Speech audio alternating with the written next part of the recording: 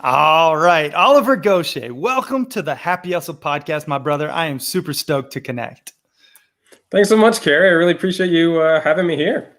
Yeah, man, of course. I really am excited about this one. I am a big fan of your work. You know, you're a regenerative living expert. You're a natural building extraordinaire. I've worked on the ground with you in Guatemala with nonprofit organizations, and I watched you firsthand just put together this expert design of how we can harmonize the human world with the natural world and creating sustainable living in a regenerative way. I'm super excited to get into all of your work and how the happy hustlers listening and watching can actually apply some of your practices to their life.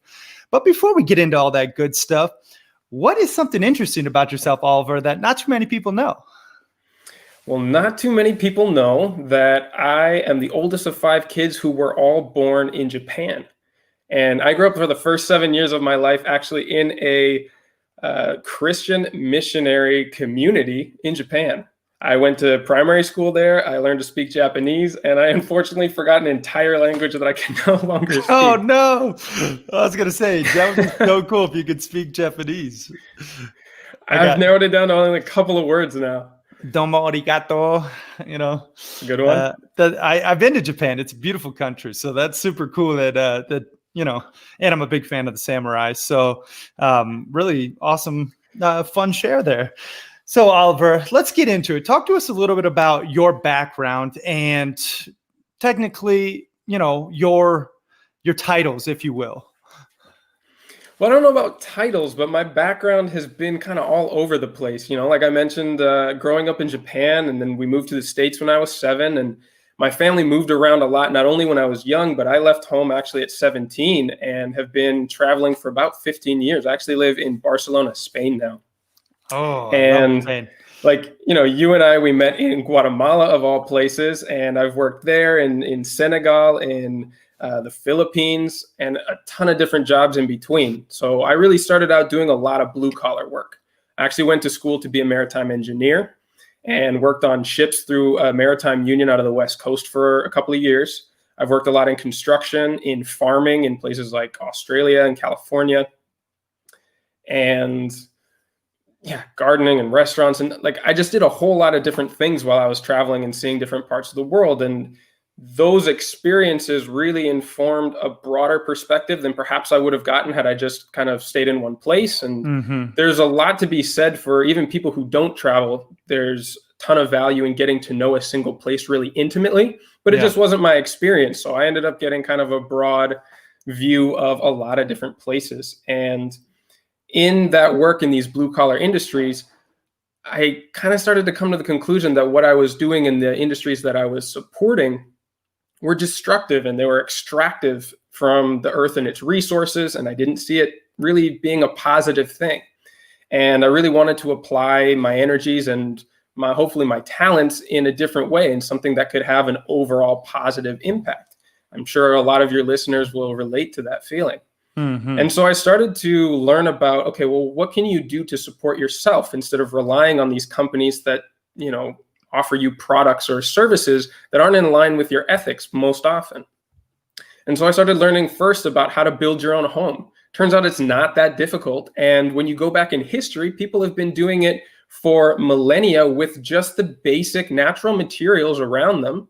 And different parts of the world have created incredible vernacular traditions of some of the most beautiful buildings that up to this day, we go and spend our tourist dollars to go and tour around these neighborhoods and these cathedrals, and all that stuff wasn't imported from another continent. It came from the area around it. And it's almost like seeing physical monuments to culture and place that can't be replicated elsewhere. And that really resonated with me, and it led into learning about permaculture and how to grow your own food and all of these sort of, what we would call self-sustainability or resilience skills, and the rich cultures that kind of created them and developed them over a long period of time.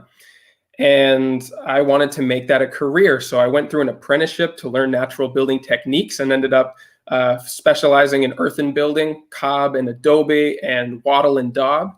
and then later ended up in Guatemala applying some of those things, but also in a extension of sort of an internship with our mutual buddy, Charlie Rendell, who's a great bamboo guy. building expert and who I worked with for a while. Yeah, That guy's the amazing best. builder. He And really is. yeah, started to do it for clients. Oh man, his stuff is the best. If anybody gets a chance to go to returntotheforest.org, I believe it is, the pictures that he has from the structures that he's done with his team of local Guatemalans in Lake Atitlan is truly spectacular. And look up as well the bamboo guest house or hotel where we used to teach our workshops.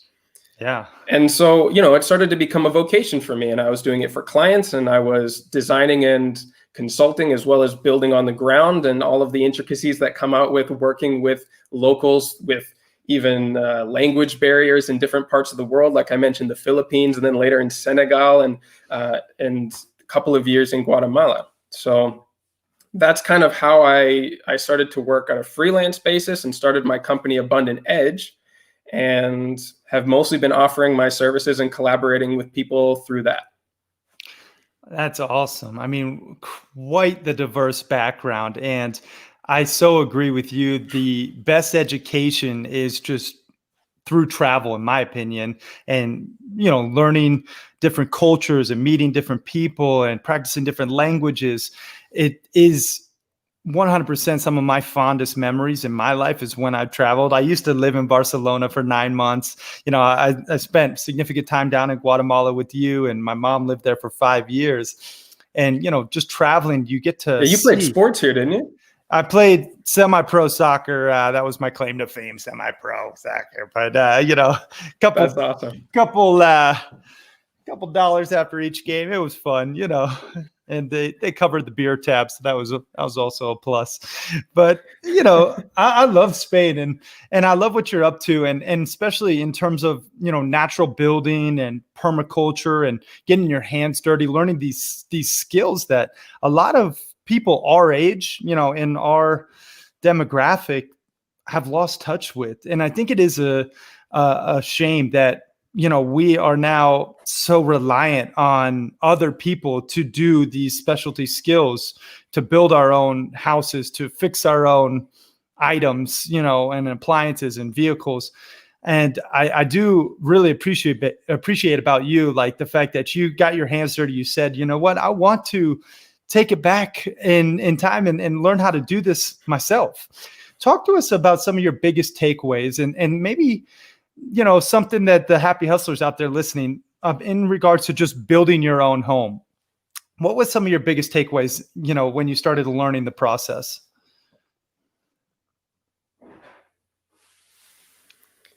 Yeah, so for me, it was, we throw the word around a lot these days, but it was empowering. It really is that you don't have to go through the conventional educational route and learn all of these things through an academic lens or study them for many, many years to be able to do them at a competent level that out and see if you really like, and then through that process improve and get better, and even up to the point where you do it as a vocation, make it your livelihood if you want.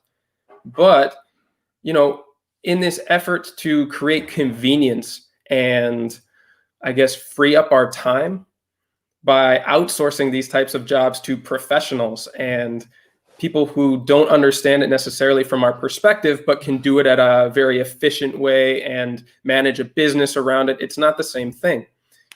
Houses and communal buildings in the past were built by the communities who lived in them.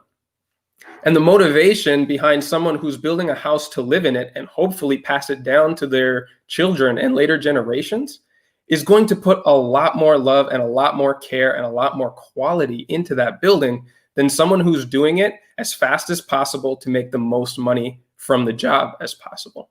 And it's the same with our food. It's the same with all of our necessities. If we rely on people to do it for us who are not motivated to do it at the highest level of quality and for all the reasons that most benefit us, we give up a huge amount of our freedom and our quality of life for this kind of abstract goal of convenience and time saving.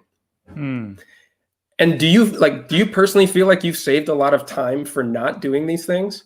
I know I've wasted so much time working at jobs that I hate and doing things that I do not like whatsoever for the money to then give it to somebody else to do the thing that I wish I could have just done directly. I love going out and tinkering and building and fixing things. I love going out into the garden and tending the soil and the satisfaction of picking a vegetable or a fruit that I grew myself. That is something that you cannot indirectly pay for and get the same experience or quality from. And so as I started to make these connections and get better at the skills required to create my own livelihood and my own quality of life, it really started to connect for me that these are messages that need to get out to more people, especially people who are struggling financially. If you think that, spending a bit of time growing a tomato does not work out financially for the time invested for, what you would pay for it in a store, think about the difference in quality. Think about the savings for like not having to pay a gym membership because you got outside regularly for a month to do that thing. Yeah. And then it really starts to make financial sense. It starts to make sense for your health, for your satisfaction, for your well-being, and then bring other people into it. You create community around it, and everybody is better off for it. You can start to trade in between neighbors. You can start to donate things and build social equity. These are things that you cannot replace by simple financial transactions. Yeah, I love that. I mean, the value of just creating a community around the practice of, regenerative living is definitely one in which I want to dive deeper on, because I've seen you do it personally with my own eyes, in Guatemala, and like created this abundant garden and this beautiful, community center and like actual homes that people live in still to this day. I mean, it's such a beautiful thing to witness when you say, all right, I'm going to have all of this flow in harmony with the ecosystem. The water's going to drip off the roof. It's going to water the plants, and then the soil, the pigs are going to crap, and then that's going to go into the soil, or like when you're designing a property, talk to us a little bit about your thought process, because I could butcher it, but I want to hear like what goes into the actual design of, a truly regenerative space. Man, that is a really good question, because everybody's going to answer it differently. Mm-hmm. Anybody who, even regardless of their experience, their amount of expertise in an area, are going to have a different approach to this. And mine personally is to go into a place with as little preconceived notion about what needs to happen before I get there, and to learn as much about, let's say I'm doing it for myself, which everybody can kind of relate through their own lens, and it's easier to think through it this way. When you go into a place, you got to think about what it is. Let's say you got to set an objective first, right? So if my objective is I want to build a house, well, a house is basically a safety container for lives within it at its most basic level. Yeah. But it's going to be different for every individual based on what they do inside of a house. We all have the same necessities, so there's some commonalities there. We all need a safe and comfortable space to sleep. We all need to keep ourselves clean, so hygiene is a priority. We also need a good place to cook, and that always doesn't have to be inside the house, but it's usually a very key component of it. But from there is where like the nuance and the personalization comes in. So I love to draw, and so in my house, I would definitely design a space where the light comes in and illuminates the area in a way that any artist will tell you cannot be replicated with artificial lights. And the space will be inviting for the activities that I love the most. It'll be different from someone else's, because I have learned mostly how to cook from Latin American cultures and Asian cultures. And so my kitchen is going to reflect my preference in those foods, even though I'm a white American dude, Yeah. And so when you start to build a house for an individual rather than for sale, it starts to take on all the same intricacies and personality, weirdness, personality, exactly. And you start to have what we would ideally want to build, which is a living structure. And it'll grow with you. It'll adapt as you go through different phases of life. And we all need things outside of the home, to like food, clean water. And there are ways to make buildings that provide those as well. You could have indoor gardens if you don't have a yard space. If you do have a yard space, think about how the building relates to that. So for example, if I've got a very small yard and I can choose where in that piece of land to put the house, I'm not going to, at least in the northern hemisphere, going to put it on the northern side that shades out with the size of the building, all of the garden space in the back, so it doesn't get sunlight, so I can't grow food. I'm going to put it on the other end. If I'm in a cold climate, I'm going to orient it on the southern broad side to the sunlight so that I can capture solar heat in a passive solar design and reduce my heating bills, right? As you start to get to know the people and the place and all of this we call context, that's individual. It's like a fingerprint that only can be deduced by the person involved in it, and the knowledge of the ecology and the community of the site that it's on. Can you start to design something that is headed towards regeneration? And regeneration is bigger than the sum of its parts, right? It's 2 + 2 = 10 if you do it right. Because of all of the emergent factors that happen when you're living your best, healthiest life. When the space that you live in makes it easy to create good habits, nurture healthy relationships, interact with your community in a way that creates connections that cannot be made in any other way, and that nurtures the natural environment to create a surplus that has like all these other benefits to our health, to our social connection, to our feeling of place and involvement in something bigger than ourselves. And it gets really abstract, and not everybody's motivation is going to be the same. And some people, they just want a cozy place to play video games after work. Yep. That's fine.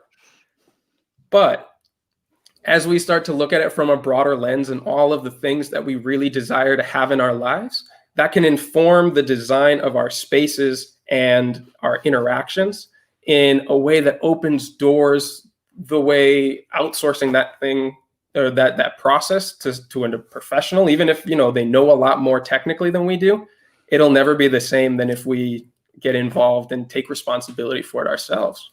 I mean, so much gold was just dropped, and I want to unpack some of it because I feel like the happy hustlers listening, they probably haven't thought in this lens, much like I haven't until I really saw with my own eyes how to go about regenerative living and creating that ecosystem around our home environment. And I think it's awesome to, have just a glimpse into that world that you live in, of perfectly positioning your home so that it absorbs the proper solar temperature and doesn't shade the garden, like these little nuances, or creating a, bathroom that has the window opening this, north face instead of the south face. Like all these little things that we don't think about, come into play when you are adhering to that quality of your own desire, right? When you're focused on building something for yourself long-term, not just the short term. I do want to get into some like tangible ways that, let's just say, the happy hustlers listening, maybe they live in a suburb, maybe they live in a city, maybe they don't have, a space, maybe they're just in an apartment, right? What are some sustainable, regenerative? I know I want to get into the difference between the two, but what are some regenerative, tactics and tips that you can bestow upon those individuals, the happy hustlers that maybe aren't as, ecological minded, but yet still want to be making the world a better place and doing their part in their own environment? What are some tactics there? So you brought up some good things that are always worth considering. First of all, we got into a tangent about how great it could be if you design your own house. Most people are never going to have that privilege. I've been fortunate enough to design my own house twice. I'm not currently living in either of those houses. So I'm in an apartment right now after living in a little homestead in the mountains of Guatemala. It's a big change for me. Yeah. And And I don't have control over my environment the way that I did there. I can't tailor every little aspect of it. And so I completely sympathize and understand that that's where most people are coming from. But there are a lot of things that you can do when you get clear about your goals and how you want to live, as well as, just going to be relevant for your audience, how you want to design the lifestyle, maybe around your business or around your work, the things that really occupy a lot of your time and that really affect the happiness or the freedom that you feel or the connectedness, whatever the thing is that is important to you. And you're right, it's not always going to be directly an environmental priority that these people are going to have. But when you look at how everything is connected, and I don't mean that from like an esoteric, like Eastern philosophy, literally everything is connected. You can draw straight lines between everything. However many, I guess steps removed it is important, and it often clouds the fact that we're all connected and everything is connected, but in a very provable, literal, scientific way, it's all connected. Yep, and so if you want to make the world a better place, you have to acknowledge that having a positive impact on the environment is the foundation on which all of us live. It doesn't mean you have to go and like picket and like prevent every tree from getting cut down. You got to be somewhat discerning about what you put your energies into. But everybody's skill set, everybody's time and energy can go into making the world a better place if you look at how it affects the whole rather than just the immediate things around you or even just you yourself, right? Yeah. Yep. And so when you're designing a business, it's worth looking at every step in the supply chain. If you're creating a product, if you're creating a service, it's worth constantly analyzing the way your services are received, the satisfaction of your clients afterwards, and the value that it adds to their experience, while also recognizing that you need to make a good enough living to not be stressed out, to not be tearing your hair out, even though you feel passionate about one aspect, but you are, stretched super thin in another. Balance is key in all of this. And you find it in every aspect of nature. When it's in balance, everything is working well, while also recognizing that everything is in flux and in change. So those are kind of the paradoxes, right? We're aiming for balance, but we have to adapt to the curveballs that are thrown our way as well. Yeah. And so, like you're a master at flying from extreme to extreme and finding a balance in between that fits you and, adapting to a lot of changes. That's kind of how we both met. We were both going through a lot of changes in our lives. We were both traveling, living in places. You had an initiative going with your brother in the sustainable breakthroughs and working with NGOs down there. I was getting a small project up and running in a permaculture education farm with some buddies of mine. Like, these are dynamic things. And I'm sure everybody listening has some sort of dynamic thing going on, if only for the fact that we're all adapting to a pandemic reality right now. Yep. But we're looking to find a balance out of these extremes. We're not going to try and swing the pendulum too far the other side, because we'll find a lack of balance and all of the dis-ease and discomfort that come from that too. And so, I know I'm going all over the place right now between how everything's connected and finding balance within it. But stepping back and looking at the larger picture of things is really useful for me to get clear on goals and kind of like find that path of balance, even among the curveballs that are thrown. Mm-hmm. I think I kind of touched on your question, but I took it in a lot of different ways. You definitely did. I mean, you said my favorite word, which is balance. That's legit what the Happy Hustle is all about. I mean, creating blissful balance in your personal and your professional life. And I see so many people out there, the hungry entrepreneurs, the dedicated, business executives, and everyone in between sacrificing balance for success and money. And they sacrifice their relationships, and they sacrifice their health. They sacrifice the planet and regenerative living. They sacrifice, spirituality. And that is really why I wanted to create the Happy Hustle, is to create a systematic approach to creating blissful balance. And, that's why we have the 10 alignments of a happy hustler. So we legit have, happy hustlers in the mastermind program and in the journey, the challenge that we offer, actual step-by-step process on how you can create balance. And I know you have a step-by-step process on how you can create balance in your home and environment using regenerative living and regenerative building.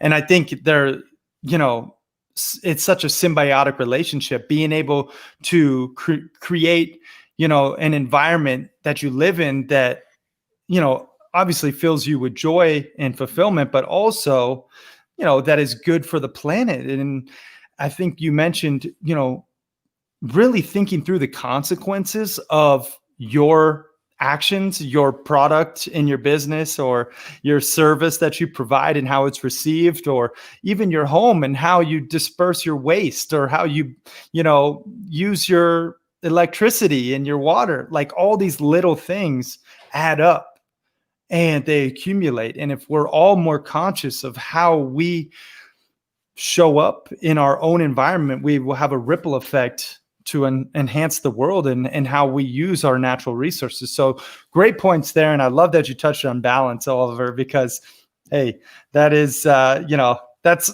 where I put my flag down in the ground. Nice. So, well, awesome. so like so many other concepts that I talk about, they're things that I struggle with myself. I'm not going to be here and say that I've mastered balance in my own life. I haven't mastered regeneration in all of my projects, but it's about, where your intention lies and what it is you're putting your energies into. So there's no shame in not finding perfect balance or not reaching complete regeneration, or, failure and reevaluation and changing course is all part of the process. Yep. It's the intention behind it, I think, is really important. Yeah, 100%. And hey, I am definitely not perfect. I have failed forward countless times in multiple businesses. And Oliver's, in the same boat. We're both happy hustling our own balance and our own happiness. And it's a constant work in progress. And that's, why we need community. That's why we need expert mentorship. That's why we need accountability to push us forward to, achieve our goals and desires. And, there's just so much that comes from having those three components: the expert mentorship, the accountability, and, the community. And I think you can get that in a number of different ways. However, Oliver, I do want to get into the definition of regenerative versus sustainable. And, you mentioned briefly before the show how potentially there's a misconceived notion, regarding sustainability. And I'd like you to expand upon that. Talk to us about the difference between those two terms. Well, look, it can get nitpicky, and I'm not someone who likes to fight over the exact words that we use, but the intention behind those words is important. And sustainability has become a term that is so widely used that I think we stopped questioning its actual meaning. And think about what it means to sustain, and what are some synonyms for that word. I mean, to sustain is to break even, right? Yeah. Who goes into business hoping to break even?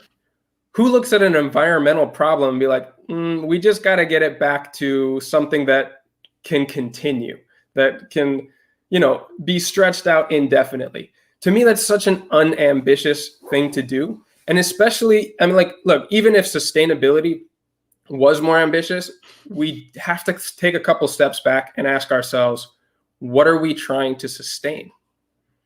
What is going so right around us that this is worth carrying on indefinitely?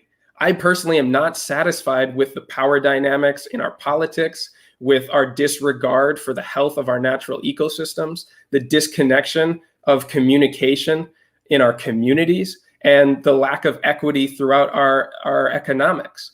Those things to me are not worth sustaining. And to set that up as like a national goal to reach sustainability, I don't know any country, I don't know any community that is doing so well that it's just worth carrying on this way indefinitely. So first of all, sustainability really does not exist in nature. There's no ecosystem that is so balanced that it is no longer changing. It is constantly going from one extreme to the other, like we just talked about balance. Change and fluctuation is the nature of everything. And sustainability really is only like a concept that is true in mathematics. It doesn't exist in our everyday lives. And given the fact that so many aspects of our world right now are degraded, they're eroded, they've been extracted, they've been polluted, and in very tangible ways in the environment, and in more abstract ways in our political discourse and our economic equality, like I mentioned, that we cannot afford to be trying to sustain these things. We have to come at it from an attitude, from a mentality of how can we make these better? Yep. And what we reference as better is different between a lot of different people, but it's a lot easier. And it's one of the reasons why I always go back to environmental stuff. Like, nobody is going to debate that clean water is is worse than dirty water.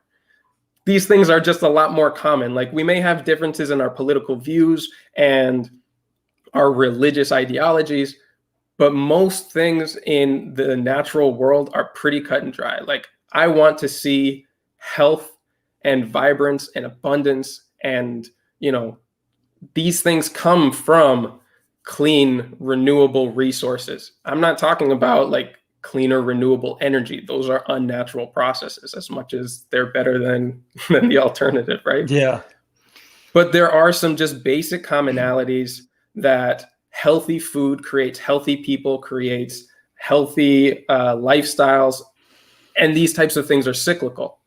And so before we start looking at sustainability as a goal worth obtaining, we got to answer those questions first. What is worth sustaining? And if it's not worth sustaining, how do we make it better? And that's what regeneration is all about. Preach. Love it. Woo. Amen. Amen, brother. I mean, seriously, I feel like I have been personally misusing the term for a long time. It's really easy. Yeah. Everybody uses it, and nobody thinks about like, what am I really saying with this objective? You're so we can do better. We really can. And sustainability has created such a buzz, and the word itself comes with almost like a pass. And they call these companies that use it in their marketing greenwashers, companies that just say they're, sustainable, but yet no one verifies.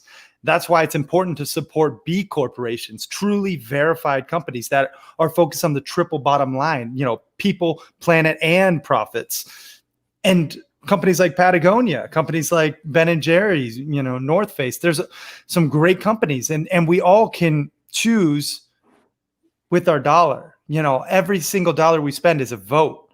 And that little change in your mentality is I think something that is just a breakthrough for me in this conversation, is thinking through what is worth sustaining. What is worth sustaining right now in your life as a happy hustler listening right now? What is worth actually improving upon and not sustaining, but yet focusing on regeneration and how we can ultimately help serve others in the process, not just ourselves. Because one of the 10 alignments is selfless service. And I think regeneration does just that. It gives back more than it takes. Explain to us in your perfect world, what we can all be doing to help regenerate, Mother Earth. Okay. Well, that's a question that I don't know that I'm the best person to answer. Yeah, because we're talking about nuances from the beginning. Everyone's going to have their own personal context that this is relevant to and has to be seen through that lens. When it comes to finding a balance and aspiring to regeneration in your own life, the quality of the questions that we ask ourselves is extremely important. You mentioned, let's say, Ben & Jerry's or Patagonia as examples of companies that are really making a change in their industry and leaders of, I guess, doing business in a way that is exemplary in comparison to how it was done before.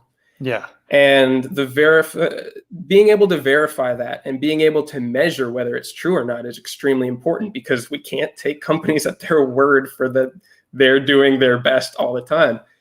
A good way to figure that out for yourself is if Patagonia were the only clothing company in the world if Ben and Jerry's was the only ice cream company in the world, would we still have any problems with those industries? And the answer is yes. Unfortunately, like, there's no perfect company that creates a product that doesn't biodegrade. There's no perfect company that uses ingredients that are dependent on monoculture cropping and slave wage laborers in those fields making not enough to get by. And I'm talking about sugar, and I'm talking about plastic and clothing specifically here. Mm-hmm. While they are doing much better, we do need to look at the industries at large that we support.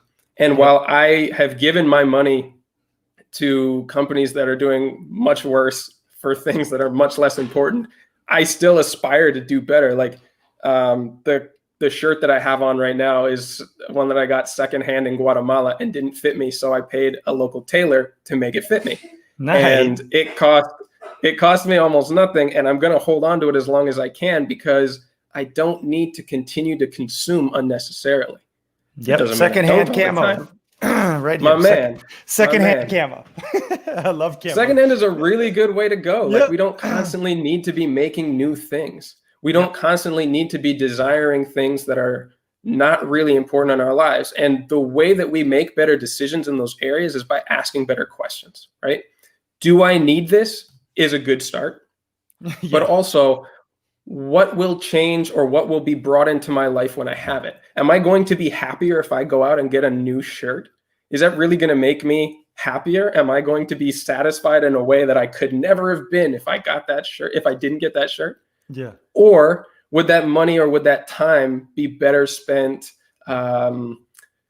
even getting that same thing for another person? Do you feel more or less satisfaction when you give than when you get for yourself? Give. I think most people would identify with the giving, right? And I mean, it's about doing a personal audit in your decision process. Where are you trying to get to in your life? What do you want to see in the world around you? It is different for everybody, but if you're asking those questions before you take action, you're likely to take better action. Nobody consciously goes out there thinking, I want polluted waterways in all of the rivers of Manila. Okay, then why are the garments that you're buying like dumping all of their dyes and their industrial byproducts into those waterways? We don't see it, and it makes it harder to make good decisions like that. Being informed, getting educated about what you're participating in is part of it, but it all comes back to asking better questions and making sure that your answers are in line with what you really want in your life and what you want to see in the world around you. Love that, Oliver. I mean, we have to ask better questions. All you happy hustlers out there watching and listening, you got to ask better questions. Every single decision you should put through a filter. Do I need this or is it just a want? And for me personally, when I buy something, I say that, okay, is this a need or is this a want? And I put it through the filter. Also, what am I going to get rid of if I buy this? And I tried to use that exchange. Like Steph and I, when we moved up to Montana, we got rid of almost 70% of everything we owned. And it felt great. And the other 25% is legit still in the trailer. And I am only using 5% of what we brought out of that leftover.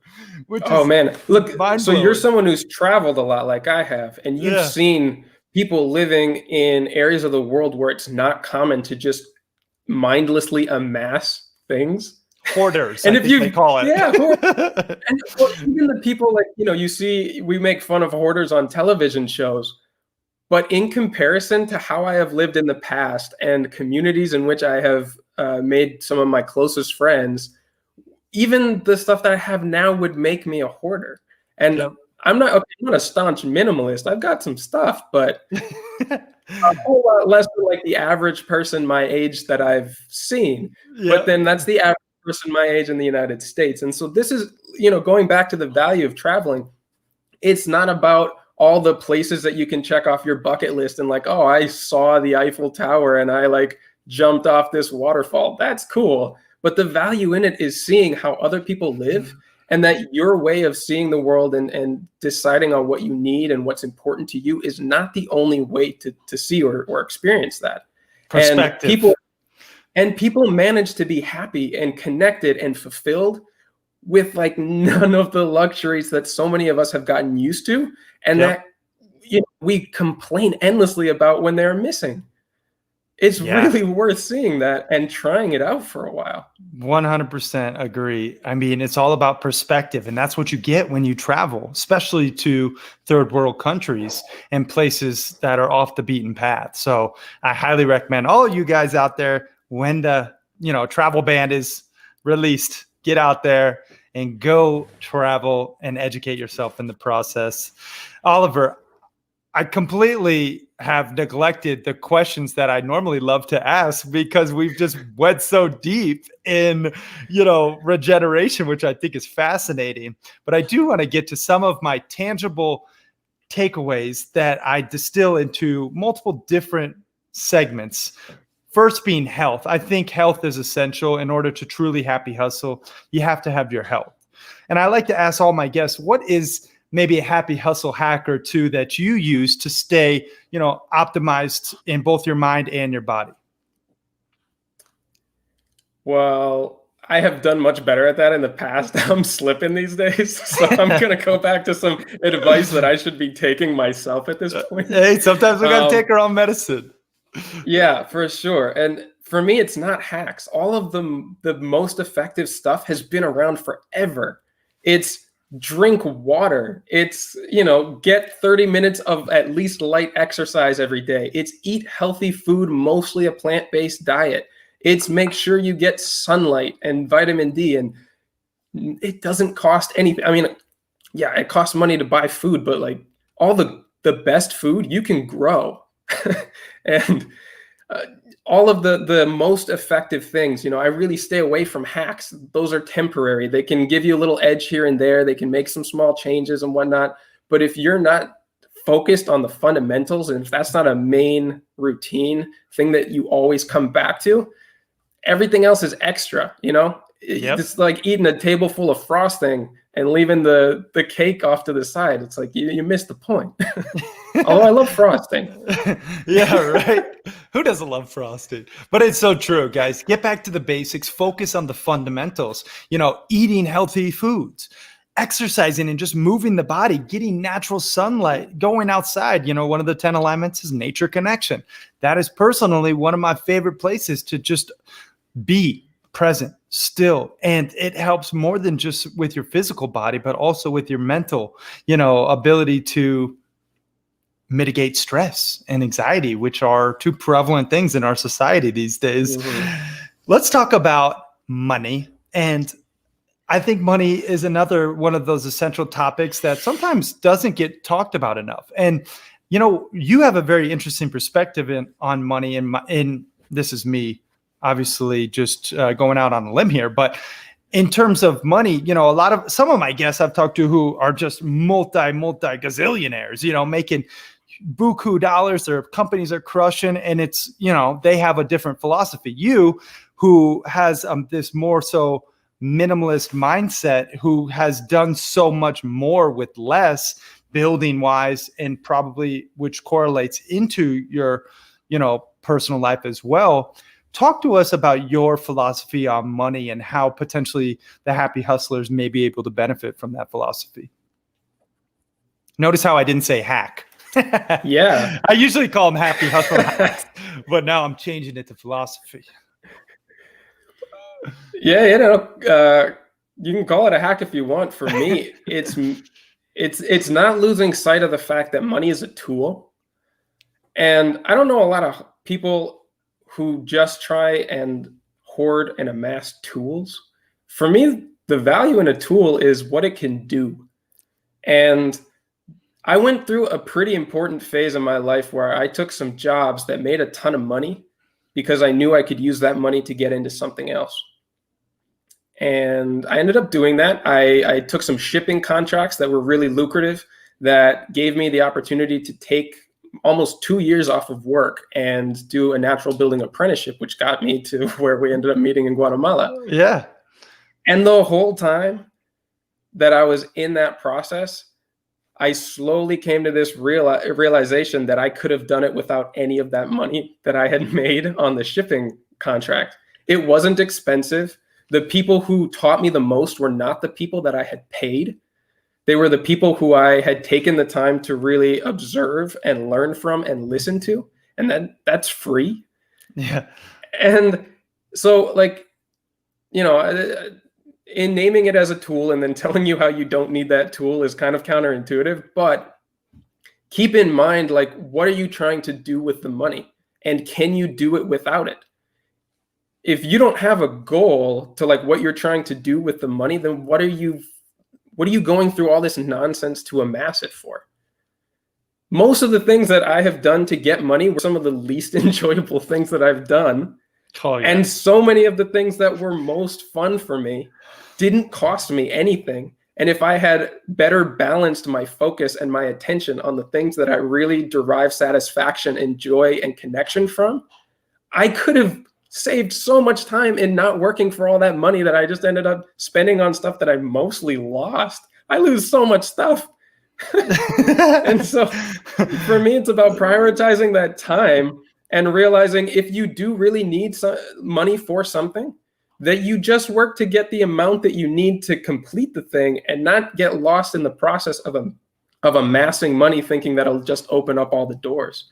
I mean, I consult with a lot of companies that are trying to do regenerative work, NGOs and for-profit companies. And they're always talking about, okay, how can we raise money? How can we do this? And they talk about it before they've done anything. And I'm like, well, why don't you start doing something? Why don't you get a group of people? Why don't you figure out what your goals are and take as many steps as you possibly can until you can no longer go any further without money? And see if you haven't already gotten most of the things that you needed done and figured out that you probably didn't need a fraction of the money that you thought you did before you started actually taking action. And it's one of those roadblocks that gets in our way. We think, oh, I can't do this until I have this much money. Oh, I can't start even down this road until I have this much in savings, or I have at least this much income coming each month. I've almost never found that to be true when I break it down, when I actually start doing the things directly instead of indirectly trying to pay for them. I mean, it comes back to like, you could build your own house or you could pay someone else to build it. You're going to learn so much more in the process. You're going to get a house that is tailored to you and your lifestyle and your needs and your wants. And the satisfaction for having learned a new skill and done something for yourself is probably going to cost you a lot less money. And you won't have wasted all this time at a job that you don't like to pay somebody who charges way more than you would have to work for yourself. Yep. And it's just like a tangible illustration, but there's so many parallels for it in my life that, to me, money is kind of I always have a little bit of a standoff relationship with it. I think that's a very profound approach to money. And I think all of us should ask ourselves, especially the happy hustlers out there watching and listening, I mean, what is it all for? What are you amassing that wealth, that financial gain for? And are you crystal clear on your target, on your goal? And do you know the number that will get you to accomplishing that goal? Like, I think a lot of people overestimate what they actually need to achieve the freedom, because most people are just after freedom. And when it comes down to it, they want financial freedom to be able to buy what they want, when they want. They want the time freedom to be able to spend time where they want, with who they want. And, they want just freedom to be able to do what they want, where they want, as much as they want, right? And so I think you broke that down beautifully, asking better questions in terms of your money and really what it's all for, and how much do you really need to achieve the lifestyle that you crave. And I think it is a great point. But well, so you touched on something super important there, because you mentioned freedom as like one of the highest desires that people are working towards. And I think that's another one of those concepts that's really poorly defined, at least in American culture, where we often get freedom mixed up with permission, and thinking that you have freedom when you don't need permission to do something. That's freedom. And I don't see it that way. I've learned to look at it differently. I've learned to define freedom more as ability, because like I personally have permission to go out and buy a super yacht right now, but I lack the ability. So it's like you can have all the permission you want, and we fight so hard and we get so up in arms when someone tells us you can't do that, or if the government puts regulations on things and you're not given the permission to do the thing that you dreamed up. And all of that effort and all of that, just like we get so angry about freedom or lack of it. Yeah. That if we directed that energy towards building the ability, building the capacity to things that are actually important, like your life would look a lot better. I have the ability to, stop this interview right now and go spend it with another person, but I want to be here. You know what I mean? I'm doing what I want to right now. Yep. And I have the freedom to do all kinds of nonsense that I have no interest in doing. I have the freedom to go and enlist in the army, or go and get binge, like go and binge drink at a bar. I have the freedom to do all of those things, and we have these freedoms that are not important, and we lack the ability to do so many important things. That's a great distinction. No, it is a great distinction, and I think everyone listening could just ask themselves, what really is your goal? Is it to have the permission, or is it to have the ability? And when you truly focus on what is important in your life, prioritizing those aspects, family is often one of those priorities, friends, having close relationships, having purposeful work, having a connection to a higher power, which I want to touch on. All these items are priorities that we can create the ability to thus spend our precious commodity, aka our time, doing. So great points there. We're getting a little woo-woo esoteric. I like it. Talk to us a little bit. Let's keep going down that train. Talk to us a little bit about spirituality, because I touched on it. I think it's important, not to one God or another. It could be, sure, but for me, it's about connecting to a higher power, being able to find gratitude for even the toughest of situations, realizing that it's happening for me and not to me. What is I'm not going to say happy hustle hack, but I am going to say philosophy for you in your spirituality, and maybe a practice that you use that the happy hustlers could benefit from? I'm probably not going to give good advice or perspective on this. I feel like my spirituality is one of my deficiencies in my life. It's not something that I've prioritized a lot. I mean, look at it this way. I told you at the beginning that I grew up in a fundamentalist Christian missionary group in Japan. So I got out of religion pretty early in life for a lot of reasons that people can deduce. Like, it's a strict livelihood, and it didn't resonate with me.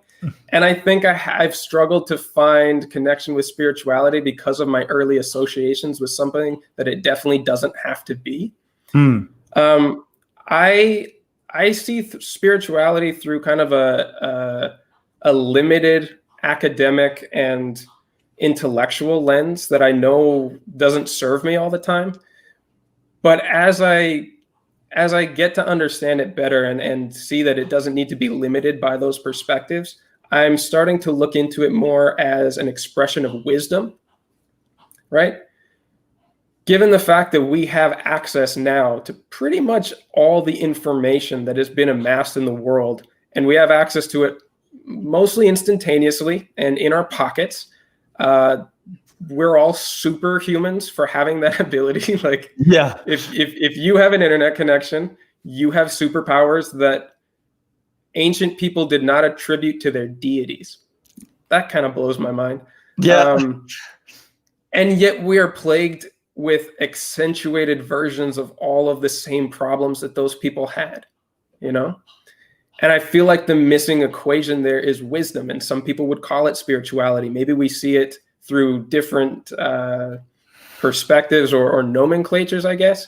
But it comes down to, what is your connection to morality and ethics, and the filter, like we talked about earlier, the discernment that allows you to use information for something that, you know, is more than superficial, that doesn't go down an abuse path, that always kind of keeps a direction of the larger good, the end goal that is noble.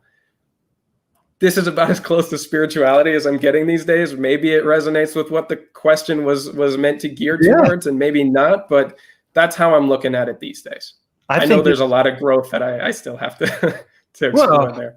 And it's a constant work in progress. You know, each of these different areas of our life, I think we can always attribute more and more time to growth and personal development and self-improvement. And that is what life's all about, you know. So for you to associate spirituality with wisdom, I think is a very wise philosophy / statement, in terms of, I think some of the greatest writings and teachings that have ever been amassed have resulted in some of these spiritual books, the Tao Te Ching, you know, the Bible.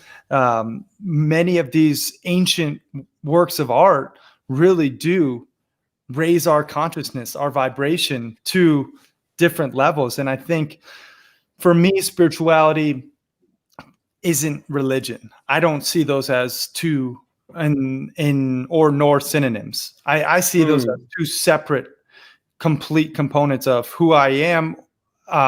Yes, a spiritual being. Am I religious?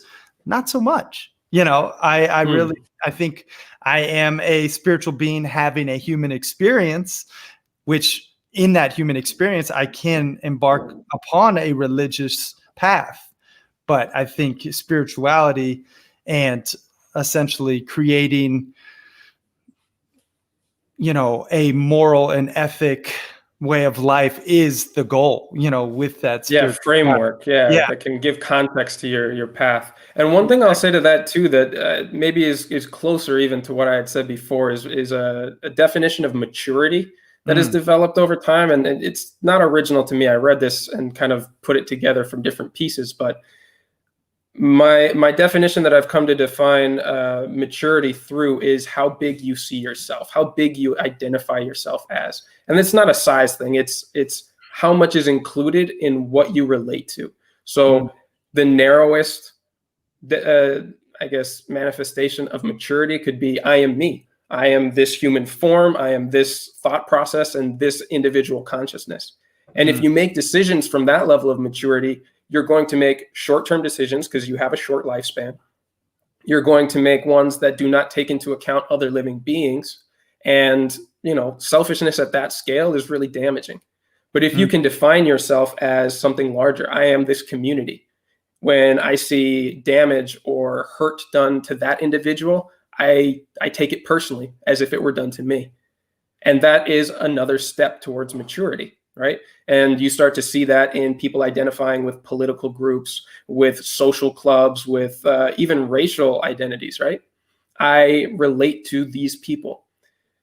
And then we have to take some courageous steps to expand that and start to identify with things that we struggle to maybe relate to. I identify as a Trump supporter. I am not personally a Trump supporter, but those people are not better than me. They are not different from me. I mean, not in a fundamental way. They need the same things I do. They need connection with family and community. They need food and water and a healthy environment for them to thrive. So their interest is also my interest. And then you can start to expand it to all living beings on this planet are me. When that tree is cut down, when that river is polluted, when that species goes extinct, I lose a part of who I am. And, you know, it connects into what I was talking about, too, of everything being connected. Oneness. Whether you are conscious of it, whether you internalize it in your everyday actions and thoughts and decision process, it can't be disputed anymore.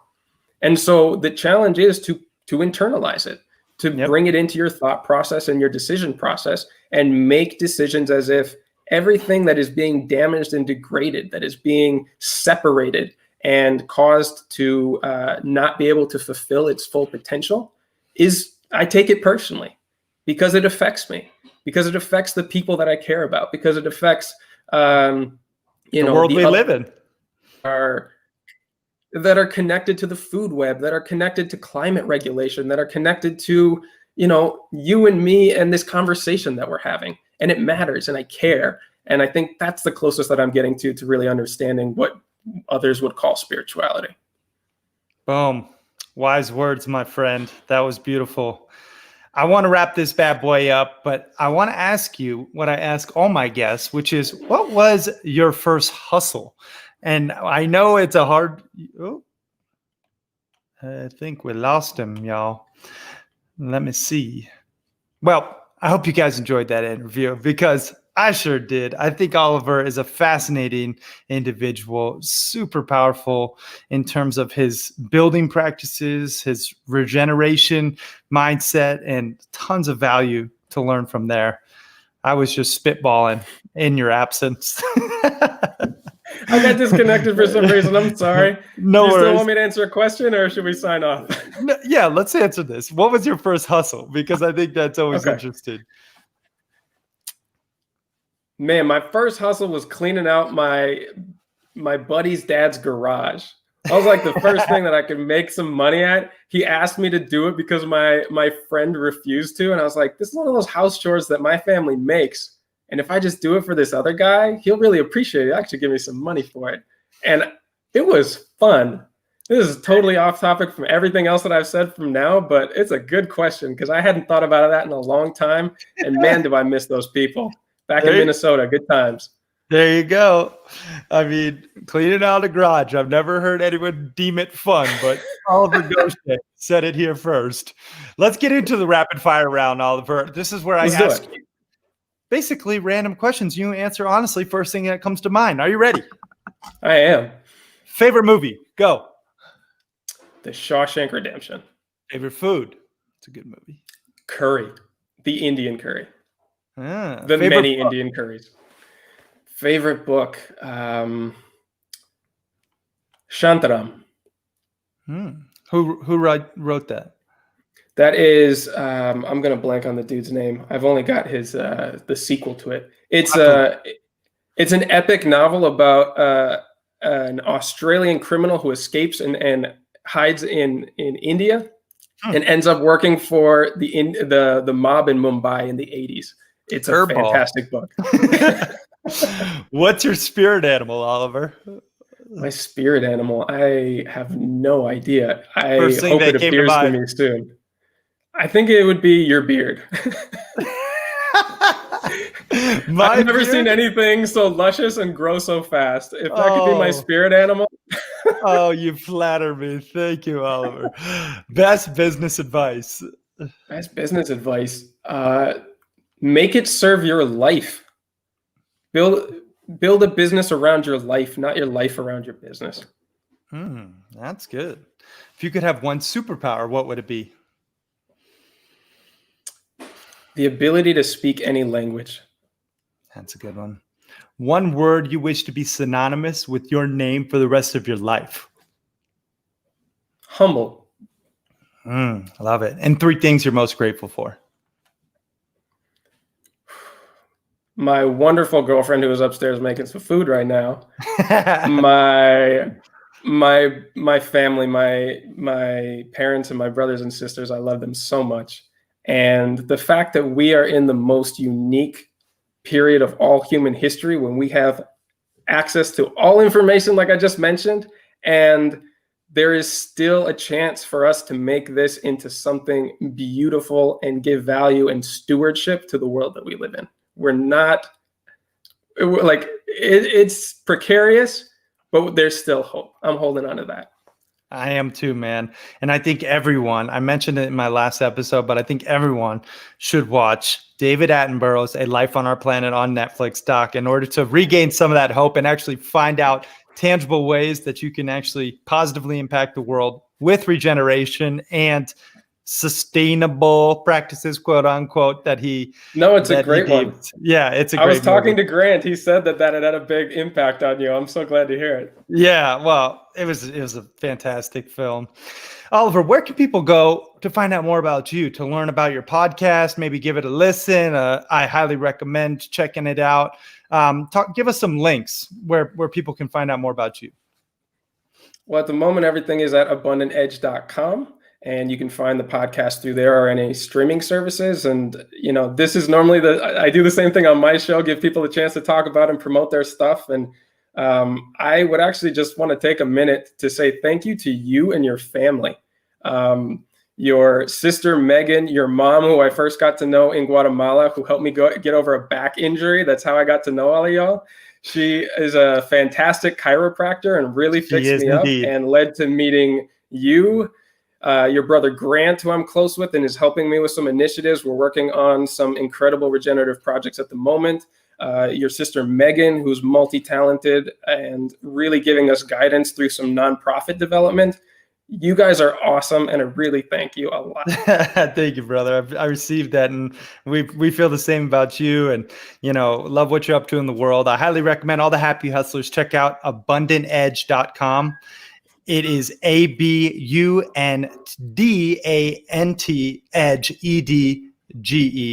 edge.com. You could listen to his podcast. I'm going to go on there soon when he starts his next season, so you guys can hear me on there and check out some of his other fascinating work. Highly recommend it.